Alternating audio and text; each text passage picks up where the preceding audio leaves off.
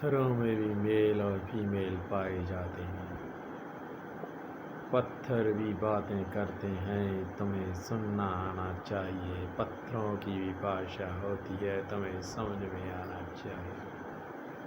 پتھر بھی ریسیو کرتے ہیں، تمہیں ان کو کچھ دینا آنا چاہیے۔ پتھر بھی تمہیں بہت کچھ دے سکتے ہیں، تمہیں لینا آنا چاہیے۔ پتھروں نے ہی تمہیں شیلٹر دیا تھا جب تم آدی مانس تھے۔ پتھروں کے ساتھ ہی رگڑ کر تم نے آگ پیدا کی، جس سے تم نے کھانا پکا کے کھانا شروع کیا۔ پتھر تم سے بہت اچھی طرح جڑے ہوئے ہیں۔ پتھر کے پلینٹ ہی تمہارے اوپر بہت اثر پاتے ہیں، اسی لیے تو تم پتھروں کے ساتھ بہت پریم کرتے ہو، اپنی 10 انگلیوں میں پتھر ڈالنے کی کوشش کرتے ہو۔ پتھر دیووں میں دیو ہے، اسی لیے تم اسے پوجتے ہو، اسے پیار کرتے ہو، اسے بھوگ لگاتے ہو۔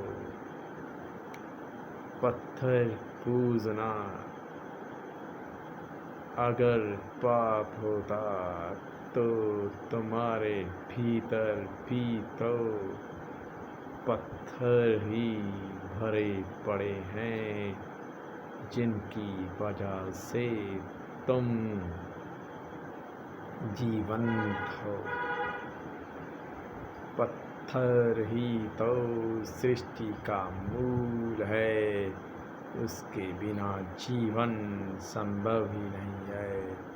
اس لیے جو پرچارک پتھروں کی پوجا کرنا پاپ سمجھتے ہیں، ان کو یہ نہیں معلوم کہ پرکرتی 5 تتووں سے بنی ہے، اس میں ایک تتو پرتھوی جسے تم کہتے ہو، پتھروں اور میٹلوں کے بھنڈار سے ہی بھری پڑی ہے۔ آکاش میں بھی بہت سے ایسے گرہ بھرے پڑے ہیں اور جو کئی میٹلوں سے بنے ہوئے ہیں۔ میں نے تو یہ بھی سنا ہے کہ آکاش میں ایک ایسا گرہ بھی موجود ہے، پڑھا بھی ہے اس کے بارے میں کہ وہ اتنا 80% کہہ سکتے ہیں کہ گولڈ سے بنا ہوا ہے، جس نے اس گرہ پر قبضہ کر لیا وہ دیش مالو مال ہو جائے گا۔